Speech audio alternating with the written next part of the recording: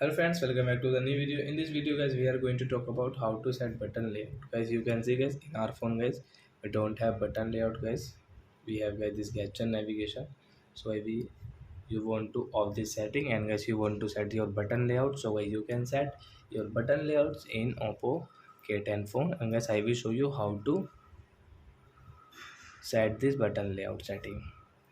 So before starting video friends, I want to tell you if you're new in my channel and you are watching my video first time. So first of all, go and subscribe my channel, click the bell icon and like my videos. So I first of all open your phone setting. Guys click on system setting,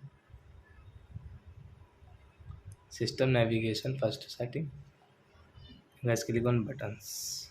So as now you can see we have button. So we can back from here easily guys. You can understand you want to back, you want to close home, you want to come on home setting. So I hope friends you have understood how to set button layout in Oppo K10 phone. So that's it guys. Thanks for watching my video. Now we will meet on next video with new topic. Before guys, please go and like and subscribe my channel. Bye.